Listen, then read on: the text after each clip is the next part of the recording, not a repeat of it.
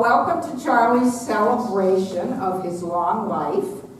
And first I'd like to thank the people who brought joy to our lives. And I had to write down this incredibly long list of Schwartzes.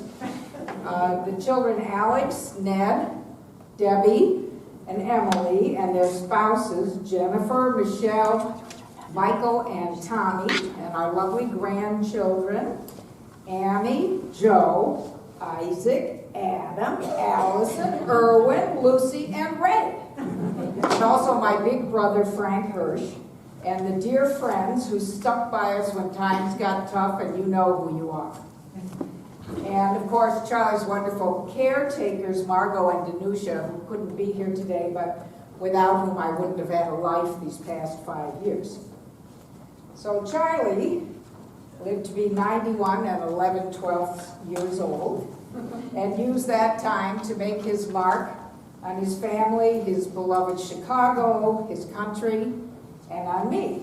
And we had a wonderful partnership for 43 years, and my memories are only good. I never think of the mess in the house. If you have been to anywhere we live, you know what I'm talking about.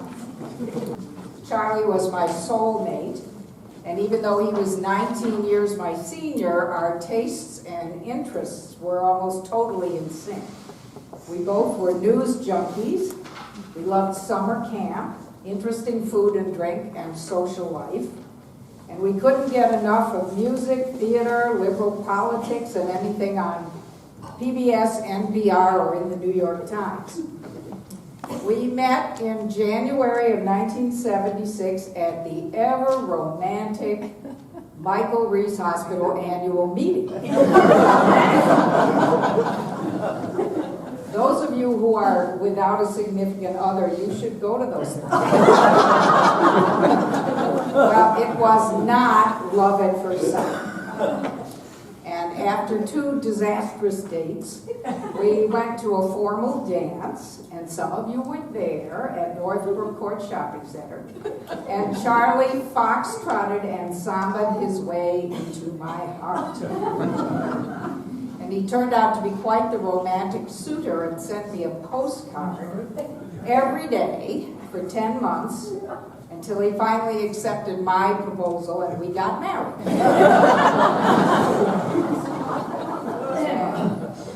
You all know how brilliant Charlie was, finishing college at 18 and serving his country as a merchant marine cadet, writing speeches for Senator Herbert Lehman of New York, and making lawsuits and proxy fights wherever he thought he could right a wrong. You know how much he loved his tenure as president of Champion Parts Rebuilders, the company he'd been involved with for 30 years. And then when he got thrown out in a nasty takeover fight, rather than sink into a depression, he devoted himself to Friends of the Parks, which was his true passion. So you know all that, so I'll just tell you a few personal things about Charlie. He had the most charming personality. He was imaginative and playful and a big flirt. He would smile and bat his eyelashes and women would swoon, even when he was 90 years old. This closet Fred Astaire, who loved a Gershwin tune, could often be found at the piano playing Somebody Loves Me while singing endearingly off-key.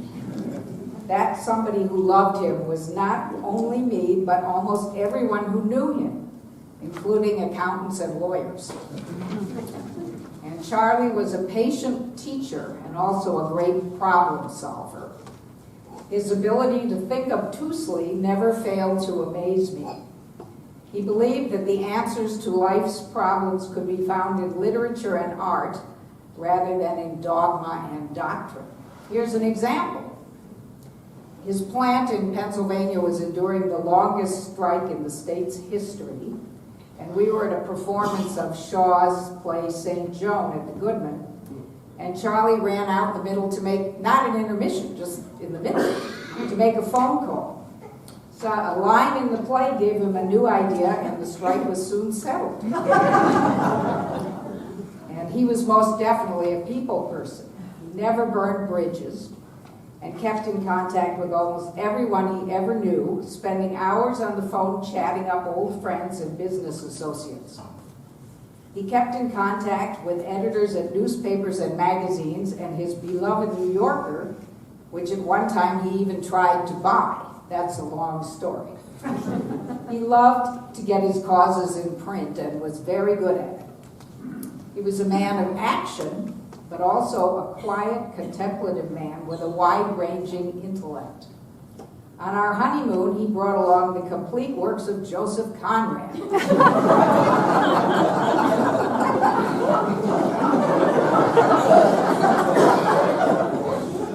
I had never been on a honeymoon before, but he had.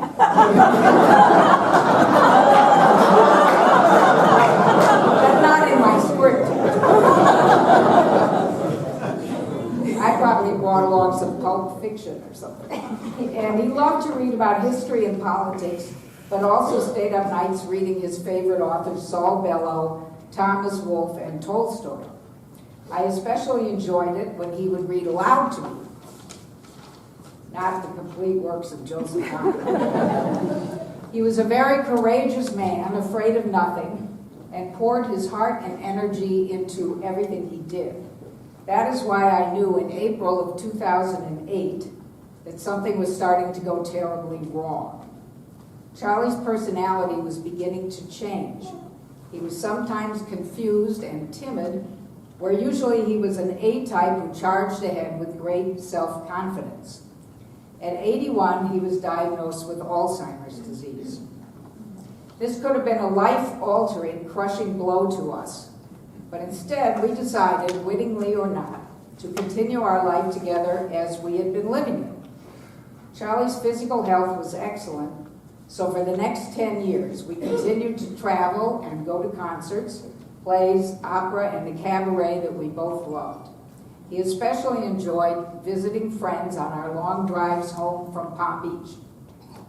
When Charlie died suddenly on March 17th, his generosity, courage, charm, intelligence, and wit did not die with him. His spirit lives on in the memories of you, our family and friends. I know all of you loved him. He will be in my heart forever. And now we have other speakers. And speakers, please introduce yourselves and say who you are. Alex is first, because not everybody knows everybody here. So I'll come back after everybody's there. Anyway, thank everyone for coming. It really means a lot to have this send-off. I'm Alex, the oldest son, only two of us, along with Deborah and Debbie and Emily. I'm going to talk a bit about, from my perspective, of my father as a son. I should mention none of us spoke to each, as far as I know, none of us spoke to each other about what we're going to say. So it's going to be interesting to see what's similar and what isn't so similar. So one of Dad's favorite expressions over the past 20 or so years was that I'm just an observer of the passing scene. He would say this at almost every family gathering, but he was anything but. While he was acutely observant and noticed a lot, even when Alzheimer's was quite advanced, from interesting shoes, unusual cars, he was much more active and engaged in the world than this expression implies. He was an enthusiast, full of interest, and very generous in all sorts of ways. But he was also modest, in some ways unassuming, not drawing attention to his many philanthropic and civic activities. He wasn't a saint, and he had a temper. But he seldom, if ever, complained. He never expressed self-pity, even though there were times that he lived under considerable strife, familial stress, and the like. He was self-employed for many years, and yet he never let the different challenges face him in terms of being a father, being supportive. At work, he was a businessman, as you know. He developed a career in investment banking, consulting, eventually becoming the CEO of an auto parts company, Champion. At the same time, as Susan mentioned, he was a reader, consuming, as far as I know, 5 or more newspapers a day, numerous magazines and novels. I seldom saw him go, he read every night, late in the hours, late in the evening. Never saw him go to bed, and he was always up before me. He took pride, though, in combining all his interests. And I can remember in particular his smile when he pointed out that he had quoted the iconoclastic economist Thorstein Veblen in one of Champion's annual reports. Probably the first and only time that's ever happened. He was always interested in the activities and interest in later the careers of his 4 children and their spouses. He was very supportive of my interests, seldom judgmental. I don't know how many times I received in the mail from the time I was a kid bulging envelopes full of newspaper and magazine clippings he saved over the previous few weeks on topics he thought I'd be interested in. Dozens and dozens of articles, and I suspect my siblings also received similar envelopes. I'll never forget the time he gave me. It wasn't too long before the illness set in. When I gave him a draft of my first book on housing policy. Soon afterwards, we were on the phone, and we went over every chapter, page by page, with him making comments and asking questions during several marathon phone calls. Dad was always eager to help me in any way I could. When I was deciding on what graduate school to attend, he was crisscrossing the country for various business meetings. He arranged to meet me at LaGuardia. We met in some lounge to talk over various options. When my first marriage was coming to an end and I needed to find a new home, he provided critical support, financial and moral, when I needed it most. He valued education very much and summer camp, and saw to it that all of his grandchildren could attend college without going into debt, and he made it possible for them to attend sleepaway camp, whether or not it was his beloved Theostatic camps at New Lake, of which more later. He was energetic and curious, open to new experiences, was not always with a faint of heart or stomach. There was a time he loved to go to restaurants in Greektown here in Chicago. I'll never forget the time he ordered and ate a sheep's head served split open.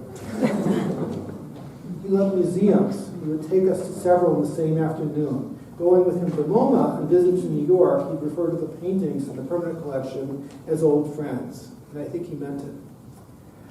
Once I gave him a book, The Brothers Ashkenazi by Guy J. Singer, Isaac's older brother. I must have read about it somewhere and thought Dad might be interested in it. The book chronicles the divergent, intersecting lives of 2 twin brothers through tumultuous times. Not long after I gave him the book, he mentioned to me that he had liked it so much he hunted it down several copies in various used bookstores. It wasn't easy to find at that time, and he gave it to friends and colleagues. I then quickly read the book myself. He loved music, and I have lots of memories of going to the University of Chicago Folk Festival concerts with him, as well as Chicago Symphony Orchestra concerts. When he saw I was becoming interested in jazz, he played his old 78s for me and took me to concerts. And I'll never forget the day he took me on a weeknight during my junior year of high school to a concert at Mantle Hall featuring Howlin' Wolf and Cannibal Adderley. He loved to shop for clothes and look sharp. I remember afternoons in Chernon's shoe store and various men's clothing stores. He was always well put together and when he sat in one of my college classes, the professor commented on his sartorial elegance. This is one quality that never rubbed off, though, and now enjoy wearing his old sports coats. He took care of people. He supervised, along with Susan, the increasingly demanding care needed by his mother, my Grandma Duffy. When I told a friend my father had died, he told me about how he remembered Dad's attentiveness and care when his friend from out of town got sick when he was visiting during a time in Chicago. He also loved family traditions and rituals, one of the most enduring being his sourdough waffles and pancakes. He acquired a sourdough starter in the early 60s, kept it alive for decades, using it to serve waffles or pancakes on weekend breakfasts. The more visitors, the better. I have a jar of that starter languishing in my refrigerator at home, a descendant of the starter. I haven't used it in years, but hopefully it retains enough potency to keep this legacy going. We'll see. Another love was Camp Amick and Wapimeo, Canoe Lake in Algonquin Park, Ontario. He went there as a camper in the 1930s and 40s. Debbie, Emily, and I went there 3 decades later and worked there as well. Annie and Joe went there too. For many years, Dad and Susan were regulars at September Camp, the family session at Summer's End, where he could canoe, ride horses, sing songs, and talk with friends, old and new, and listen to loon calls over the water. He loved the place, a feeling shared by me and I think others in the family. Over the past few years, I've often imagined him with me at certain times, especially when doing things that I think he would enjoy. Bike rides along the Hudson River, visits to a museum exhibit, reading a great novel. I'm sure that I always think of him when I'm doing the things we enjoy together. Thank you. I'm Annie Schwartz, the eldest grandchild of the Schwartz clan, daughter of Alex, and as the token millennial in this program, I'm going to read the speech that I wrote on my iPhone. So, bear with me. Okay. As many of you know, my grandfather and my grandma Susan were lucky enough to travel extensively in their 40-plus years together. Some of you may also know that I was lucky enough to have the opportunity to travel with them to a few of these places. Now, a trip itinerary jam-packed with multiple museums in a day and a show every night might seem like kind of a drag to a teenager, but not for me. It was a dream. Unlike kids my age, I loved everything that my grandparents loved. I loved classical music, opera, museums, the more the better. To this day, I've even dragged my boyfriend Albert to HD Met operas and bring down the median age considerably, but we love it. Anyway, this is how I remember my grandfather, Charlie, as a lover of the arts. He loved musicals, and in recent years, he would often get so caught up in the music while we were at a musical that he would actually start singing along with the cast. He loved museums, and one of the most vivid memories I have of him is when we were at the Ville de Rothschild in the south of France, and it's an enormous mansion with an enormous personal collection that took hours for us to get through enjoyably. And I get to the end, and I start turning around to look for my grandparents, and I have to go like halfway back into the whole place to find him. And I find him standing in front of this painting, just looking like he could have been standing there all day and all night enjoying it, which also at 85 was incredibly impressive. I was ready to sit down, and he was, still could have gone for hours. I may have connected with my grandfather best through our mutual love of the arts, but there are other parts of him that I loved and will miss dearly as well, like his abiding love of dessert, especially the eel flottants we had every night for dessert in France, or his perpetual interest in what flashy or glittery nail design I had going on my fingers or my toes. But most of all, I will miss the way that he smiled at me whenever we saw each other. Thank you. Yes, I'm Emily Schwartz-Greco, and I'm the youngest of the four of us. We'll be hearing from Deborah and Ned later. I'm going to speak a little bit more about the music, but not the musical entertainment that you like to go to, but more about engaging in music, regardless of ability. So I have a lot in common with him, with my dad. I love waffles and reading newspapers and journals, but I can't read 5 a day, typically. Sometimes I fall asleep on the couch reading, and I often have trouble discarding things. That makes me think of him when I have to do that. Then there's music. Like him, I have an awful singing voice, but I enjoy singing anyway, and always have. And my favorite genres include jazz, hits from the 30s through the 60s. So, as you've heard, Charlie adored music. When we were little, he greatly enjoyed having the four of us, Alex, Ned, Deborah, and me, gathered around him as he banged away on the piano, enthusiastically leading rounds of old-timey hits like Jeepers Creepers and Ain't She Sweet. Once the dementia hit, he would just sit there and play an electronic keyboard piano, often one-handed, for hours. The headphones he wore would keep the quality of whatever it was he was playing a secret most of the time, at least when I was around, but it looked like he was concentrating hard and having more fun than everyone else in the room. And he believed, as you heard before, about sending kids to sleepaway camp in the woods. He had trouble understanding why anyone would go to camp anywhere other than Amic and the sister Camp Wapameo up in Lake Canoe in Ontario. And once his memory went, he would burst out singing these Canadian camp songs at length. And it might annoy him sometimes when people who didn't go there and didn't know the words inevitably failed to join in on Voices Round of, when we get up to Ahmed, what a riot we will make. And it took me a long time to realize he wasn't doing that because he knew I had gone there, but that was his joy, like that was the source of a lot of his joy. A good way to engage with Charlie after his memory faded was playing YouTube clips from the big band era, and he just found them completely enchanting. I'm sure he'd be thrilled to see my children, Lucy, who's here today, and Ray, who will be getting to Chicago later, so he'll miss it, perform some of these numbers on the clarinet and the saxophone, or to watch the documentary that Lucy made a few months ago about Benny Goodman and Louis Armstrong for her 7th grade social studies class. I recently read the book How Music Works by David Byrne, who is not someone who made his hits in the 30s, 40s, 60s, so younger people may know who he is. The prolific contemporary musician, author, artist, and cyclist taught me a lot about the role music plays in everyday life. Basically, it's good for you. Making your own music is especially good for you, even if you can't carry a tune. This is something he said, sorry. I'm used to writing, not speaking. Multiple regions of the brain fire upon hearing music. Muscular, auditory, visual, linguistic, Byrne explains.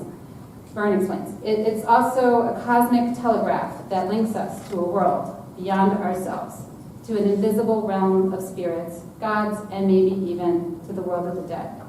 Byrne also says music is social glue that holds families, nations, cultures, and communities together.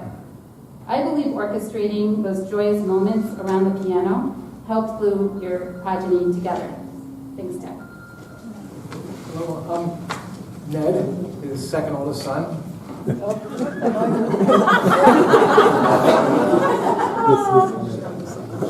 as my brother said, it's very interesting to hear everybody's comments and memories. We haven't discussed this in advance. And as my main reflection, my father was prolific. He was very prolific. I was told when he was in grade school, he read every book in the lab school library. And also reminds me that there's a pretty interesting heritage here from lab school in Parker, which is very gratifying to see. And also it was said that from Susan and Emily about his love of newspapers, and that certainly was true. He had to deal with the local newspaper stand in Hyde Park to save one of every newspaper, which when I would pick up and bring home, my friends' parents would see me carrying these papers and assumed I had a job delivering newspapers. It was a big stack on Sundays that I brought home. But he did excel at Harvard Law School, served in the Merchant Marines, and developed an affinity for collecting eccentric antiques, rare books, and affordable art, which could be known as clutter. And everybody around, and unfortunately, I think I've inherited that clutter. But anyway, as he was newly married, he became dedicated to providing for his growing family and mastered investing, worked as an astute business consultant, and began to travel by plane extensively, frequently flying to meetings in 2 or 3 cities outside of Chicago in a single day. Meanwhile, he did routinely enjoy cultural events at home and during his travels, museums, theater, and concerts. And as it was also been said, that this was a very important element for him. Down the street, when the Museum of Contemporary Art first opened, I was taken to those shows of Warhol and Crystal and other great iconic people. When the Smart Museum in Hyde Park opened, we were there. There were contemporary composers and concerts that we went to routinely here and everywhere we went. And he also, in doing all this, became a board member for various not-for-profit enterprises, to name a few: the Hyde Park Food Co-op, K.M. Temple, the Automotive After Parts Association, and of course Friends of the Parks, and more. He's very envious of his talents, his ability to read books like War and Peace on a 3-hour flight. Where myself, I've had stacks of unfinished books and periodicals that I've started reading when traveling, but I've never been able to finish and read. For those of us who knew Charlie, we wonder, how could a person be so capable of accomplishing so much when he could never be anywhere on time? He literally could show up hours late. We had to tell him to be somewhere 2 hours before the actual time everyone else was told to be somewhere for events, and he still could be late. Some of our annual vacations to the great Camp Amick family camp ended up starting a couple days late. Preparations took a long time. And I have to say, I did sometimes enjoy his habitual tardiness when it was things like his turn to drive me and my friends to places like Sunday school. It would barely arrive before the end of the day. But it could be frustrating when you were waiting for him to pick you up somewhere or had to be at a hockey game that you were scheduled to play in. And there was also aggravations of maniacally, and I mean maniacally, sprinting as fast as we could through airport hallways, trying to board a plane right before the doors closed, which actually was his main source of aerobic exercise. So I wondered, how could this incongruent disparity of achieving so much and chronically being late coexist? Well, no one is perfect. However, one of his near-perfect attributes, particularly worthy of admiration and inspiration, was his moral compass. It was set straight to always do the right thing and never deviate from this path. More than obeying the law, he wanted nothing to do with amoral business. He refused to invest in or work for companies that he felt did not contribute to the common good. When he took a job, he was all in, highly motivated to perform well, and remain dedicated to the well-being of the employees, the same way he was fully devoted to family and community. And despite his efforts to keep it intact, his first marriage ended in divorce. However, afterward, he became a pioneer of co-custody, remaining invested in being a part of our daily lives. He was a dedicated father and a loyal son for his aging parents, no matter how aggravating the challenge of dealing with the obstinance of adolescence and aging parents can be. Fortunately, he was rewarded. With his second marriage to Susan, she was a perfect partner. Someone who shared his interest and allegiance to family, friends, culture, community, charitable causes, and helping people in need. Undoubtedly, her presence elevated his life and ours.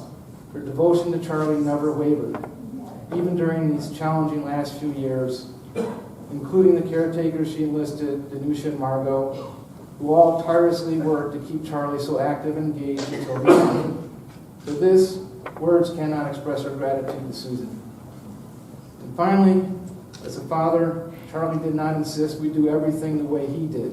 Instead, he had the fortitude to encourage us to try our hardest with whatever it was we decided to pursue.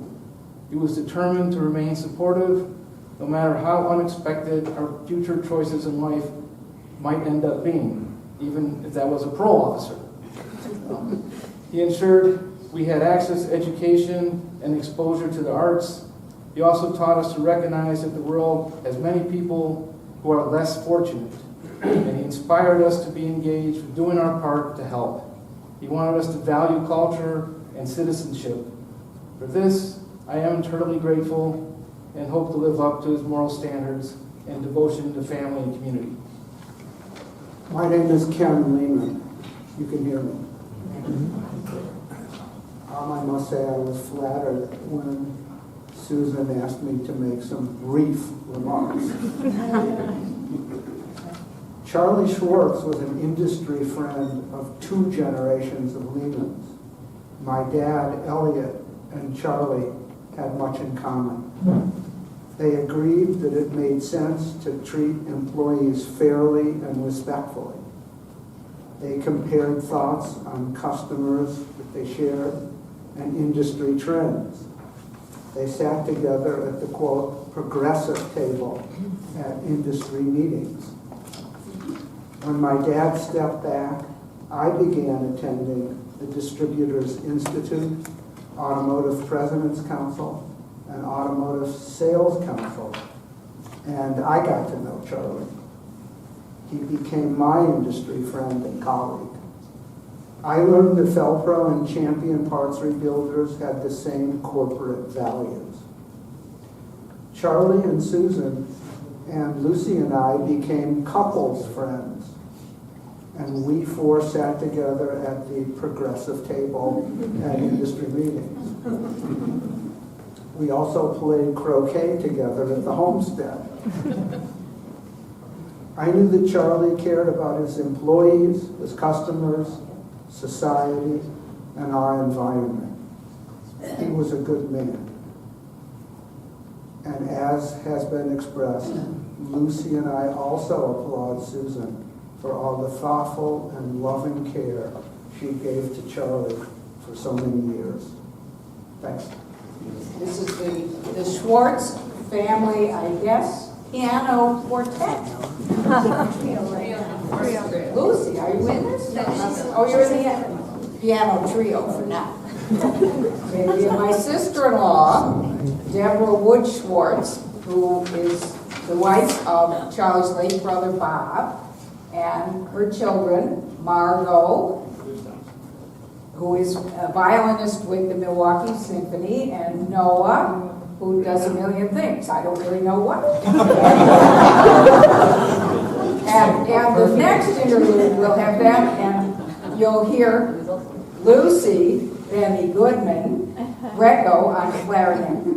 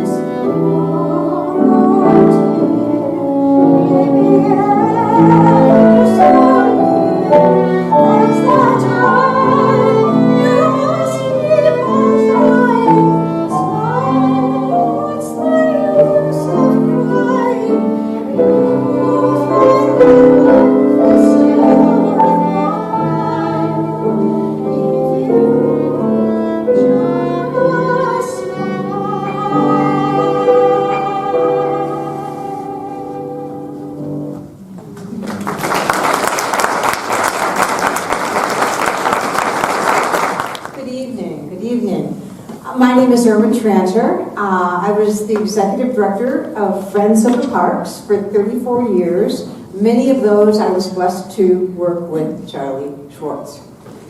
Charlie came to Friends of the Parks by way of the Chicago Tribune and the Chicago Sun-Times.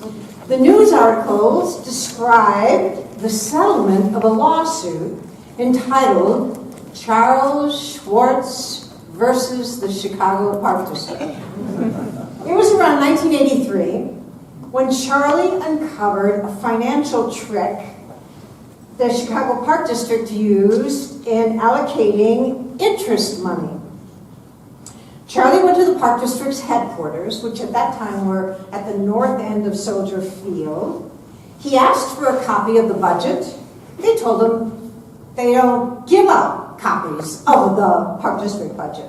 But they had one public copy, and he could sit right there and look at it. Well, Charlie did exactly that. He sat there and spent a couple of hours.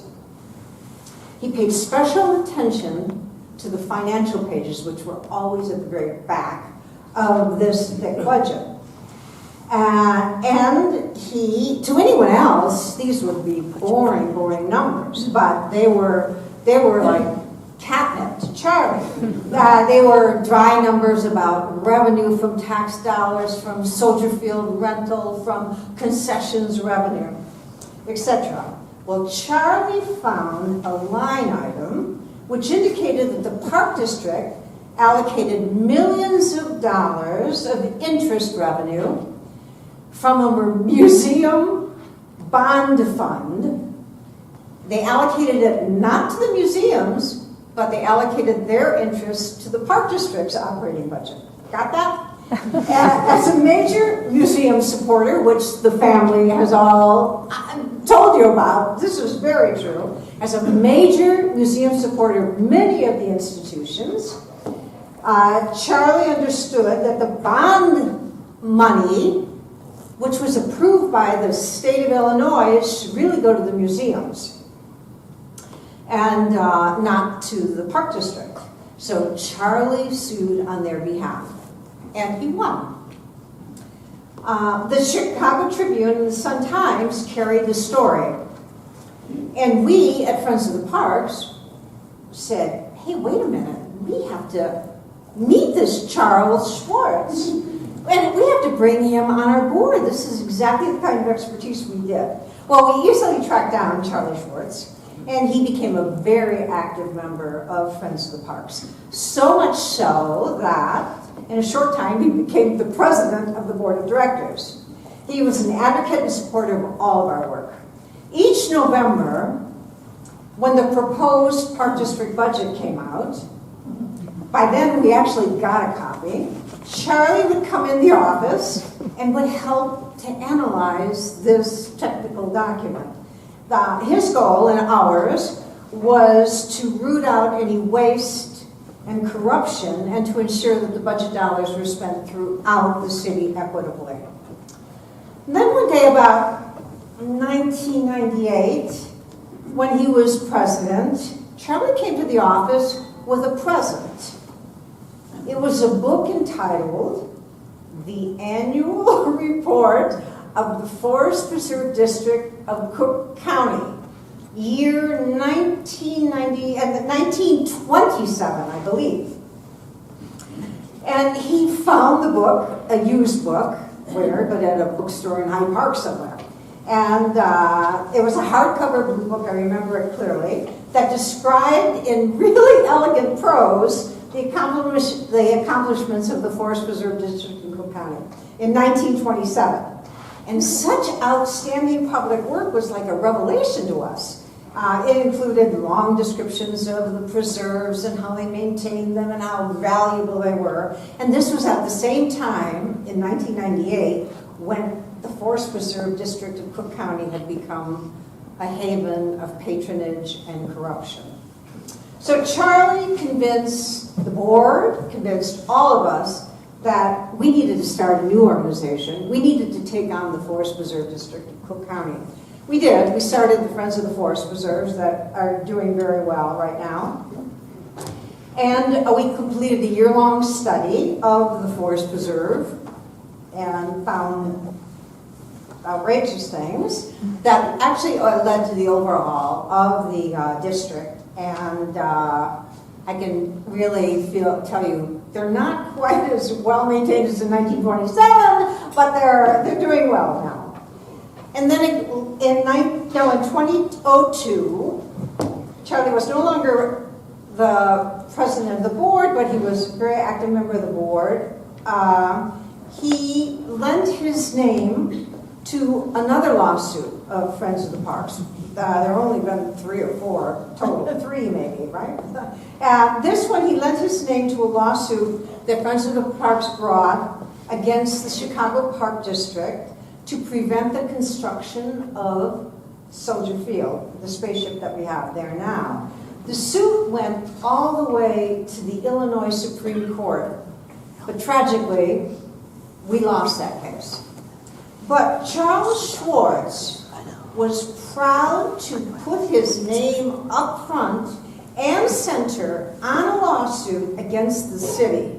And this was at a time when the city and Mayor Daley were extraordinarily vindictive and found ways to punish people. Mattered not a lick to Charlie. He was there to do the right thing. So Charles Schwartz's passion for public service, the environment, and good government paid off in Chicago. Our lakefront, our parks, our forest preserves are vastly improved today due to Charlie's work and commitment. Thank you. I'm Debbie, aka Deborah, to some of you. Same person, third of the 4 kids. And I want to just extend a huge thank you to Susan for organizing this occasion. It was incredible to see the way that Susan and my dad collaborated through their long and wonderful marriage. You've heard that Susan took fantastic care of my dad during a long and difficult illness. He would have just been overjoyed to be here with everybody that's here today. All the different connections, the Hyde Park, the Lab School, the Parker, just the spirit in this room would have really been exactly what he loved most. It's going to be a little bit tricky because, as Alex and Ned have pointed out, we didn't coordinate. And there were some things about our father that, thread through the story, but I'll try not to be too repetitive. For me, when I think about our dad, I actually think about a Winston Churchill quote, of all things. It's a very simple second part of a quote. We make a life by what we give. And my father was just amazingly generous, as you've already heard. And his many gifts to all of us, they really enriched our lives in so many ways. So let me just give you my take on what some of those gifts were about. And the first one was this deep love of beauty and nature. He instilled it in us. He shared it in so many ways. You've heard that we visited museums, and indeed 2 or 3 in an afternoon was nothing unusual. We went to the symphony. He loved poetry, and I still have a little book called Silver Pennies that he would read to me from time to time. In Lakeside, Michigan, where he had a beloved second home, we biked all around, always enjoying the country setting. And as you heard, we would go to family camp in Algonquin Park, Canada. And there he taught me to ride a horse, to paddle a canoe, and to sail a little boat. And all of these things I realize, perhaps now more than then, are ways to enjoy being alive in nature, to really experience the world in a different way. And these are things that have given me pleasure for all my life. The second gift that I think about is the love of learning. And you've heard some of that too. In my early years, that meant being able to go to school at Lab, a place that he had attended and that I loved so much. With college, as you heard, he gave us this incredible gift of ensuring that all 4 of his children and all of our children could go to college debt-free. This was just an incredibly liberating and impressive gift. It's something that I just still to this day cannot totally put my mind around. It's just such a stunning thing. And as I was preparing to depart for my freshman year in college, my dad counseled me to take every class like I would major in it. Now, to me, that was the call to try everything, to just be no holds barred, to immerse myself, to really enjoy the experience. He didn't want me to worry about a vocation or finding one even. He just wanted me to go and have the one job of learning for learning's own sake. You heard from Alex something that I also think about in this gift of learning, and those were the newspaper clippings. So Ned might have been carrying them home, but he was really reading them. And at summer camp, my cabin mates would be amazed because I would get these letters, and they would be packed with newspaper articles. And they were very personal, wonderful letters. I want to say my dad was an incredible letter writer to every one of us. So long before there was social media, he was my very own personal custom news feed. A third gift that our dad gave to all of us, and you've heard some of this too, was his love of home and hospitality. He was an enthusiastic cook, not just the sourdough pancakes, but he also used to make these big healthy sandwiches that my classmates all envied at school. He would cook up a poached egg breakfast for me every morning, and my best friend Kristen started coming every morning too, because she thought it was so wonderful. He made homemade yogurt in the 70s when that became a thing, and sometimes he liked to cook, not just the sheep's head that he might have eaten at the restaurant. He liked to make things like tongue at home, and I wasn't so keen on it. He loved to celebrate the holidays, and he really relished how our holiday celebrations upgraded after Susan came on the scene, and she made things bigger and better all around. And I would say I'm really thankful that our dad also made sure we knew that home was a responsibility too. I not only learned how to cook, but he made sure that I knew how to do my laundry and what it meant to keep a place clean, because he was kind of a Mr. Mom way before his time. So the next gift that I think of, the fourth one, is belonging in community, and maybe civic duty as well. Our father regularly shared his reverence for his parents' civic engagement. Our grandfather at Hull House, our grandmother with the Ad Council. He was involved with many groups, as you've heard, including the Friends of the Parks. And something that I'm especially grateful for is that he helped us become part of other communities, and ones that could provide meaning and connection to powerful traditions. Things like our temple at KM and our camp in Canada. As my brother Ned mentioned, my dad also made sure we understood and appreciated our good fortune. He instilled a sense of connection to the rest of the society and the world. And he wanted to make sure that we were always aware that we were fortunate, and that we thought about ways to do things that would be helpful to others who might be vulnerable or poor. And then the last gift that I want to call out is independence. Because this one, while it came in small and subtle ways, really had a very big effect for me over time. For example, unlike my friends, I had no curfew. My dad said I should set it on my own. And that was a very clever move because it meant that I didn't want to break it, because what was the point? I didn't have an allowance. Dad would leave some money in a drawer. And you heard he took a lot of business trips, things like this. He was coming and going. That money was there to use as we needed. And he trusted that I would not run wild. Well, trusting me in these and other ways made me feel respected. It made me feel responsible. And it strengthened my bond with him, for sure. I think he also cultivated independence by never pressuring me to pursue a particular path for study or work. He was always supportive, always available for advice, but I always felt that it was my life to live and to lead. He gave me a lot of room, and I'm grateful. Given all these incredible gifts, it was heartbreaking to see Dad deteriorate over the past 10 years of his life. Yet even as he changed with Alzheimer's, even as it stole his once impeccable memory and his brilliant, sharp mind, my dad kept giving.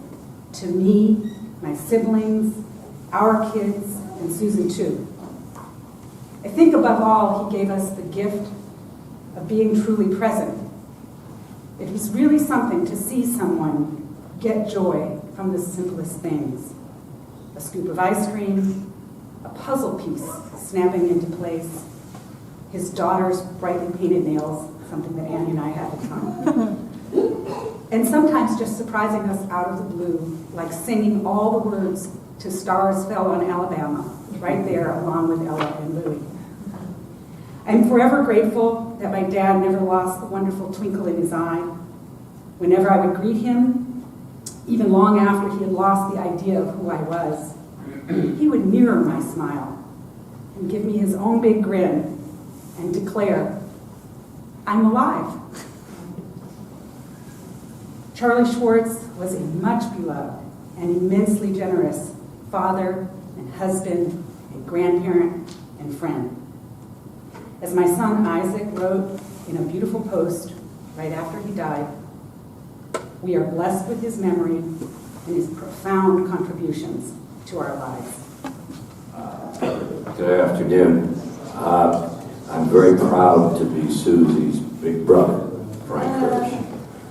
I have a very long speech, which I'm not going to give, because Susie asked me to be brief as I could be. But there are a few things I'd like to tell you about this wonderful man that perhaps we haven't talked about today. We certainly know his attributes and his wonderful contribution to his family, to the city, and to his friends.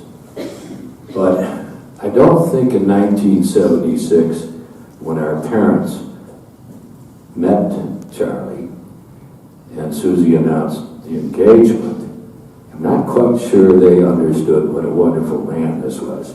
After all, he had a goatee. He looked a bit like Lennon. They were worried that perhaps he might. They knew he was a Democrat, which heavens forbid was not in those days what they were. And they thought maybe he might even be a socialist. So knowing that I was an engineer, mechanical engineer, and had a little bit of business background, they wanted me to go and check what kind of businessman he was. I think they thought Champion Auto Parts Rebuilders was kind of like an oversized garage. And that maybe he was a mechanic or something. So I arranged to go out and see the factory. I'm not quite sure where it was, but on the west side. Okay. And I was prepared for, I don't know what. But the first thing I saw the factory was marvelous.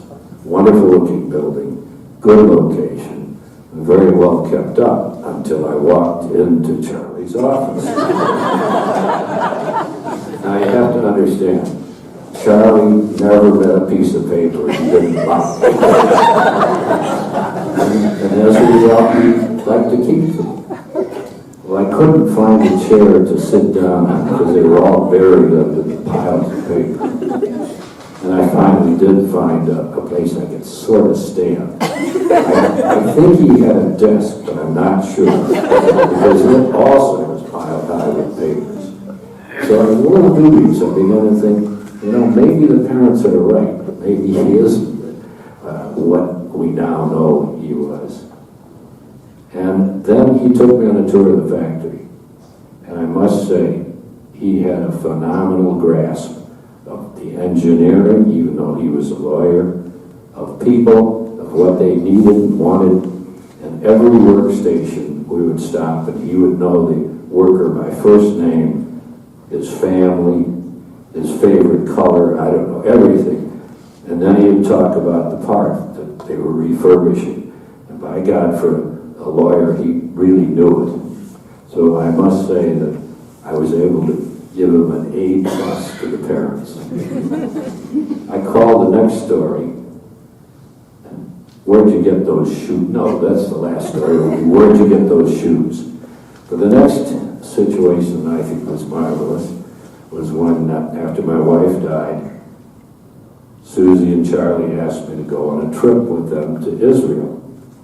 And Susie, being very capable and concerned, had arranged everything in advance, including this rather irascible Jewish person, expat, who was named Jeff, as I recall, who kind of had a chip on his shoulder about the government and what have you. But we had a routine. Every morning, Jeff would show up at about 8 o'clock in the morning for our daily tour. I was there on time. Susie would come down maybe 10 minutes, 5 minutes later. Is that right? And then we'd wait for Charlie. And this, of course, Jeff was beginning to fume. I could hear him mutter, we're going to miss, gotta get moving. Charlie would come down, his arms full of reference books, which he placed in the car, and he always forgot one, so he had to go back. By this time, our guide was really fuming, and we started our trip. And we'd get to a historic site, and Jeff would very cursorily tell us about the site, because he was in a hurry, and Charlie would say, "You're wrong." And then they'd start, and Charlie would open up one of the reference books, and by God, he was right. He never failed to be correct, which of course antagonized Jeff even more so. But it was a marvelous trip with these two arguing and Charlie proving he was right. And the last bit was when, in his later years, when unfortunately his memory faded, his personality and sense of humor did not. You'd get in an elevator, and he'd be smiling, and somebody would get in, and with this wonderful impish grin of his, he'd look the person in the eye, look down at his feet, or her feet, and say, "Where'd you get those shoes?" And they, of course, were flattered but didn't pay attention. Susie was not, but it endeared this wonderful man to whomever was there. And I really think the essence among all the wonderful things you heard about him today, the real essence is that he truly made people happy. And I think that's what I will remember the most, his ability to accomplish things and keep people happy. Just a few logistics notes, and then we will be treated to the song "Love is Here to Stay," and that's the correct title, not "Our Love is Here to Stay," which was Charlie's and my song. And the Schwartz, it will be the piano quartet will play that. But I just want to thank the speakers. I'm overwhelmed. I mean, you got Dad and Charlie just spot on, and I thank you for the wonderful thoughts about me. And I couldn't have done it without him. So,